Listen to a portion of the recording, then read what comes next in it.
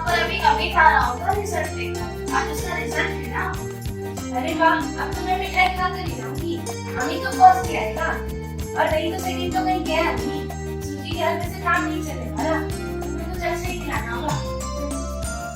अरे मैं तो तुम्हें अच्छी मिठाई खिलाऊंगी। मैंने तो पहले से केसर या रसमलाई लाता रखी है, अब इसको बहुत पसंद है ना। हाँ, मुझे तो केसर की सुगंध घर में ही आ गई थी। बताया तो मैं बहाने करके चली गई, वरना तो तुम मुझे काट नहीं देती। कैसी बातें कर रही हो? मैं कभी तुम्हें काट नहीं दूँ, पर अभी वो तो अपने मुंह में डालने से पहले रसमलाई लेकर तुम्हारे साइड से दौड़ता। मैं घर में कुछ भी बनाऊं या कुछ भी बाहर से लाऊं, पहले तुम्हारे भूख लगेगी फिर ही हम खाते हैं। रजनी आंटी तो हीरो है उसकी। लेकिन अमित फर्स्ट ही आएगा, बड़ा मेधावी बच्चा है अमित। अगर आगे चल के क्या बनता है, बस ये सब तुम्हारा ही आशीर्वाद है। कांग्रेचुलेशन अमित, बधाई देने के लिए रजनी आंटी पहले से ही मौजूद है। तो देखो क्या हुआ मेरे रिजल्ट का। मैंने कहा था ना मैथ्स में मेरे ट्यूशन लगवा दीजिए, वरना रिजल्ट बिगड़ जाएगा। वैसे ही हुआ, मैथ्स में मेरे सारे रिजल्ट ठीक कम आ गए।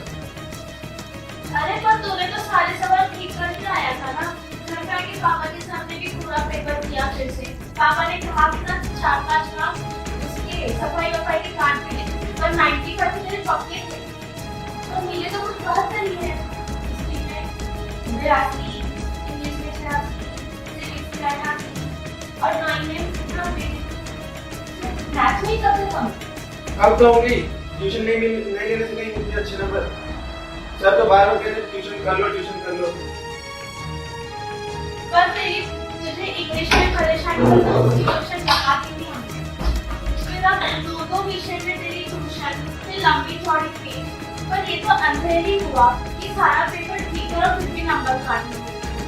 रोमन, हमें रोएगा नहीं। देखो अमित, मैं जो भी पूछूं उसका सही से जवाब देना। तुमने सही से नकल तो नहीं किया था? बाबा जिसके पास पेपर करने से पहले कहीं दोस्तों से पूछना तो नहीं था? जो कि तुम आकर सारे आकर दिए मुझे आते सारे सवाल। मैथ्स वाले मास्टर का नाम क्या है? मिस्टर पाठक। कितने बच्चे ट्यूशन लेते थे उनसे? भाई साल के शुरू में 7 लेने थे, आखिर पहले कहते थे 15 हो गए थे, आखिर से पहले 7 लेना शुरू कर दिया। तभी से मुझे कहते हैं ट्यूशन कर दो। पर आपके लिए तो इसकी 96 आई थी, इसने आके कहा था कि क्लास में सबसे ज्यादा है। फिर भी करते थे ट्यूशन। हाँ, कॉलेज वाले दिखाते हो कि क्या किया तो बहुत अच्छा है, पर ये तो हाफ ईयरली है, बहुत आसान पेपर होता है। ईयरली में अगर अच्छे नंबर चाहिए तो ट्यूशन ले लो। 7 लाख लेना भी शुरू कर दिया था। मैंने मम्मी पापा से कहा तो बस एक ही चलाते जाओ, ये कमजोर बच्चे लेते ट्यूशन।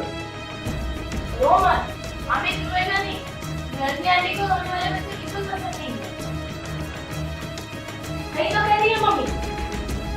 अरे जब तुम्हारे अच्छे मार्क्स आते हैं, अच्छे मैथ्स में अच्छे हो, तो फिर ट्यूशन क्यों लेना? ट्यूशन तो तुम 2 बच्चे लेते हैं ना। चलो बैठ। तो पूरा पसीना पसीना हो।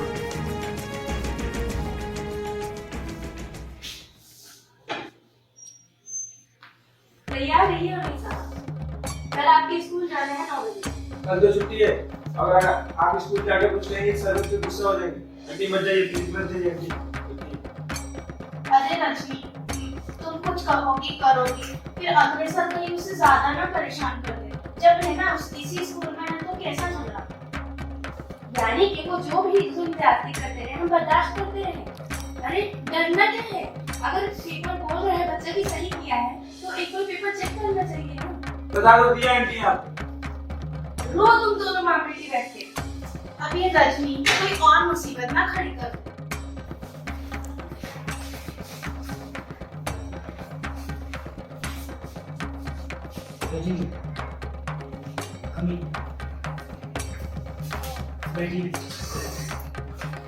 कहिए आपके लिए क्या कर सकता हूँ? मैं 7th क्लास के अमित सक्सेना की मैथ्स की कॉपी देखना चाहती हूँ, जिसका कल फाइनल एग्जाम का रिजल्ट है।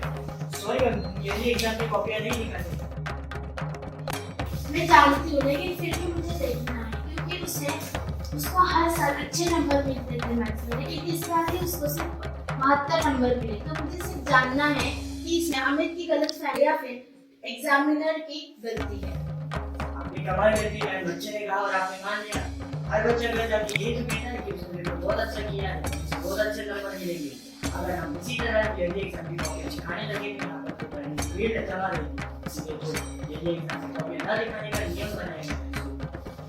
लेकिन आप चाहो तो उसके पुराने सारे पेपर देख सकते हो रिजल्ट। उसको हमेशा से ही अच्छे नंबर मिलते हैं, इसी बार उसको इतने कम नंबर मिले हैं।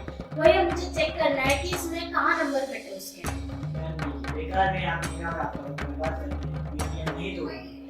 नियम यानी आपका स्कूल बहुत नियम फॉलो करता है। What I mean, what I say. आपका स्कूल इतना ही नियम फॉलो करता था तो फिर आपके नीचे हिम्मत नहीं होती थी।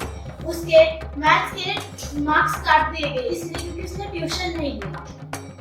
देखिए ये टीचर्स और स्टूडेंट्स का अपना आपसी मामला है। वो पढ़ने जाते हैं और वे पढ़ाते हैं। इसमें ना स्कूल आता है ना स्कूल के नियम। हम कुछ नहीं कर सकते। अगर आप कुछ नहीं कर सकते तो आप मेहरबानी कर दीजिए, कुर्सी छोड़ दीजिए। यहाँ पर कुछ कर देने वाले की जरूरत है। मासूम बच्चों को ट्यूशन न लेने पर उनके नंबर काट दिए जाते हैं और वो बेगुनाह होकर भी उन्हें कुछ इंसाफ नहीं मिलता है। इसलिए मैं आपसे यह कहना चाहती हूँ कि आप प्लीज कुछ करिए इस चीज के लिए। Now will you please get out of this room? आप पहले उन टीचरों को निकालिए जो आपके घर के नीचे बैठ के यहाँ पे ट्यूशन का धंधा करते हैं। मैं सबको बाहर ले। और आप कुछ नहीं कर सकते, इसके लिए आप मैं करूँगी कुछ और आप देखते रहिए।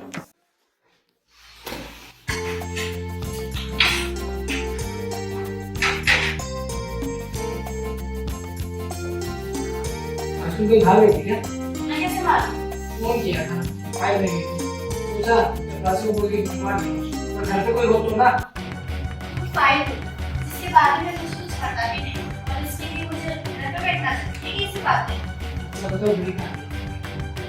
अमित के स्कूल गई। चाइल्ड की बात।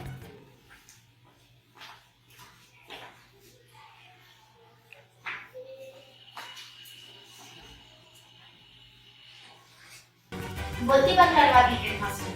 कुछ बोलते नहीं, कुछ चिल्लाने लगते और मैं थोड़ी तो चुप बैठने वाली हूँ इस बात को लेकर। अच्छा मास्टर लोग ट्यूशन करते हैं, धंधा करते हैं, पर तुम्हें आप इससे क्या प्रॉब्लम है? हमारा बेटा तो पढ़ने नहीं जाना है ना। यानी कि मेरा बेटा पढ़ने जाए तभी मुझे आवाज उठानी चाहिए, अमित के लिए नहीं उठानी चाहिए। मुझे इतने सारे बच्चे की शिकायत में पढ़ रहे हैं, वो लोग के लिए नहीं उठानी चाहिए। सब कुछ जानकर भी नहीं उठानी चाहिए। अरे तुमने पूरी दुनिया का ठेका ले रखा है क्या? देखो रवि, तुम फिर मुझे गुस्सा दिला रहे हो। गलती करने वाला होता ही गुनहगार, लेकिन उसे बर्दाश्त करने वाला भी कम गुनहगार नहीं होता। जैसे लीलावती और कार्तिक और बहुत सारे माता पिता, लेकिन सबसे बड़ा गुनहगार तो वही होता है जो अत्याचार धंधारियों को देखते हुए भी चुप बैठता है। जैसे तुम्हें क्या करना है? तुमने ये ऊपर ठेका लेके रखा है। आई वुड तुम जैसे लोगों के कारण ही इस देश का कुछ होने वाला हो भी नहीं सकता। और कितनी देर रुकना होगा यहाँ? हम क्या बोलेगा? जब तक घंटी बजाएगा बुलाएगा तभी तो ले जाएगा। बहुत बिजी रहता है साहब। लेकिन ये समय तो लोगों से मिलने का है ना जाने किस चीज में वो बिजी बैठा रहता है।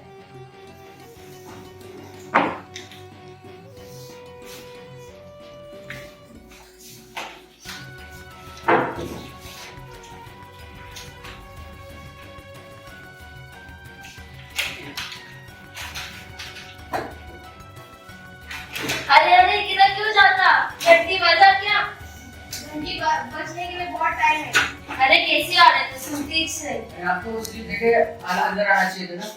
स्लीप तो चपरासी की जेब में कब से पड़ी हुई है। क्या कह रही हो?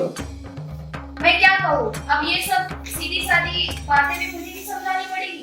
छोड़िए, मैं किसी और काम से यहाँ आई हूँ। कहिए क्या काम? देखिए, मैं स्कूल, विशेषकर प्राइवेट स्कूल और बोर्ड की तरफ से कोई जानकारी इकट्ठा करना चाहती हूँ। कोई रिसर्च प्रोजेक्ट है क्या? हाँ, ऐसे ही कुछ समझ लीजिए। Very interesting. कहिए क्या जानना है आपको? जिन प्राइवेट स्कूलों को आप रिकॉग्नाइज कर लेते हैं, उन्हें शायद बोर्ड 90% ग्रांट देता है। जी हाँ, बोर्ड का काम ही है कि शिक्षा के प्रचार प्रसार के लिए सहयोग करे। It's our duty madam. इतना बड़ा ऐड करने के बावजूद भी आपको उस पर कोई कंट्रोल नहीं होता? ऑफ कोर्स, बोर्ड के कई सारे नियम स्कूलों को फॉलो करने पड़ते हैं। जैसे सिलेबस बोर्ड बनाता है, फाइनल ईयर के एग्जाम भी बोर्ड कंडक्ट करता है। लेकिन आजकल स्कूल में क्या हो रहा है? कि प्राइवेट ट्यूशन के बहाने बच्चों से लूटा जा रहा है। इस बहाने आपका बोर्ड कुछ करता नहीं है। उसका क्या करता है आपका बोर्ड? ये झंझट इसमें रंदी की क्या बात है? जो बच्चे कमजोर होते हैं वो ट्यूशन, उसके बाद उसको ट्यूशन लगा देते हैं। अगर कोई टीचर ट्यूशन के बाद लोगों को लूट रहा है तो उसको ट्यूशन ना ले, दूसरे टीचर के पास जाए। ये कोई मजबूरी तो है नहीं। देखिए, बच्चा कमजोर नहीं, होशियार है। उसके बावजूद भी टीचर्स उसके पीछे उसको कोसते रहते हैं ताकि वो ट्यूशन ले ले, और उसे टीचर्स बोलते रहते, धमकाते रहते कि अगर ट्यूशन नहीं लेगा तो वो आगे पछताएगा। लेकिन बच्चे के माँ बाप को यह जरूरी नहीं लगता। देखिए क्या हुआ, बच्चा मैथ्स का पेपर पूरा करने के बावजूद भी उसे 72 नंबर मिले हैं। यह इसलिए हुआ ताकि बच्चे ने मना कर दिया ट्यूशन लेने के लिए। Very sad. इसमें हम क्या कर सकते हैं? हेडमास्टर को कंप्लेंट लेनी चाहिए, जैसे टीचर के खिलाफ एक्शन लेना चाहिए। हेडमास्टर एक्शन लेगा? वो तो खुद कहता है कि वो कुछ नहीं कर सकता, तो करेगा कौन? तो इससे पहले तो कोई पेरेंट्स हमारे पास ऐसी शिकायत लेके नहीं आए। शिकायत आने के बाद आप कुछ सोचोगे। कैसी बात करती हैं आप? हमारे पास बहुत सारे इम्पोर्टेंट काम के लिए पिछले 6 महीने से नई शिक्षा के लिए कई सारे आपने ऑर्गेनाइजेशन कराए। इम्पोर्टेंट मैटर्स, नई शिक्षा प्रणाली। पहले तो आप इस नई शिक्षा प्रणाली के छेद को बंद कीजिए, नहीं तो बच्चे के भविष्य के साथ साथ आपकी नई शिक्षा प्रणाली भी गड्ढे में चली जाएगी। आप पहली महिला है और शायद लास्ट भी है। इसके बाद कोई नहीं आएगा। ठीक है, तो फिर मैं शिकायत बंद करना नहीं छोड़ूंगी। और भाइयों, इतनी बड़ी संख्या में आपकी उपस्थिति और जोश भी बता रहा है कि अब हमारी मंजिल दूर नहीं। माँ इस लायक नहीं होती कि अपने बच्चों को पढ़ा सके, इसलिए वो बच्चों को ट्यूशन लेने भेजती है। तो इसका मतलब ये नहीं है कि अगर बच्चा पढ़ाई में अच्छा हो तो उसे जबरदस्ती करके ट्यूशन को भेजा जाए। कोर्ट का प्रस्ताव नियम तोड़ने वाले टीचर्स के खिलाफ सख्त से सख्त कार्रवाई की जाए।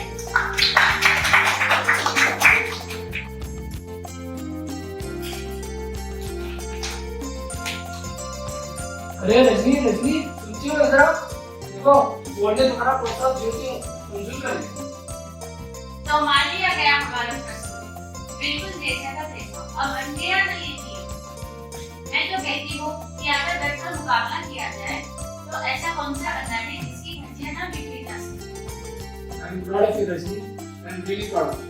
तो 2 महीने तक लगातार मेरी हड्डियां बिखरने के बाद चलो रजनी, उस दिन तुम्हारे बेटे की रसमलाई आज खा और हम सबकी तरफ से लिखा